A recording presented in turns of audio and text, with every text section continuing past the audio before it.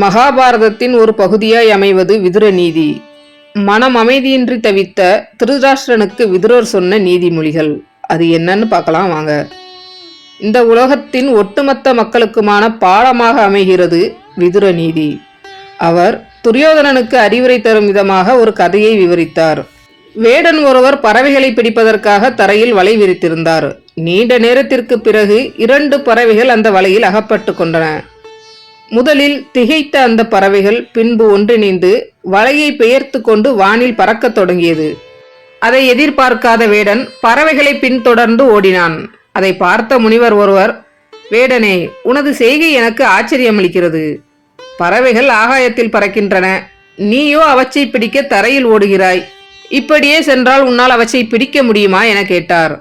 முனிவரே, இந்த 2 பறவைகளும் எனது ஒரே வலையை தூக்கி கொண்டு செல்கின்றன. எங்கு பேதம் கொண்டு இவை சண்டை போடுகின்றனவோ அங்கு என் கைகளில் இவை அகப்படும். அதற்காகத்தான் நான் பின்தொடர்கிறேன் என்றான் வேடன். அவன் நினைத்தபடியே அவை தங்களுக்குள் சண்டை போட்டுக்கொண்டு ஓரிடத்தில் கீழே விழுந்தன. வேடன் சுலபத்தில் அவற்றை பிடித்து கொண்டான். இந்த கதையை துரியோதனிடம் சொன்ன விதுரர், துரியோதனா, நீயும் பாண்டவர்களும் சகோதரர்கள்.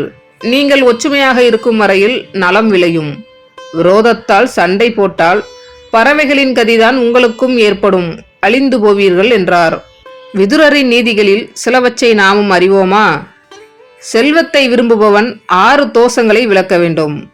அதிக தூக்கம், சோம்பல், பயம், கோபம், முயற்சியின்மை, எந்த காரியத்தையும் தாமதமாகவே செய்தல் போன்றவைகளை அவசியம் விளக்க வேண்டும்.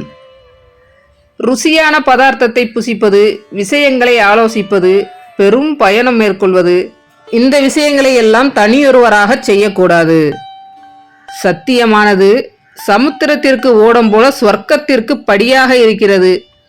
பொறுமையானது பெரிய பலம். அது சக்தியற்றவர்களுக்கு நல்ல குணம். சக்தி படைத்தவர்களுக்கோ பொறுமை அலங்காரம் போன்றது. தர்மம் ஒன்றே சிறந்ததான நன்மை. பொறுமை ஒன்றே உத்தமமான சாந்தி.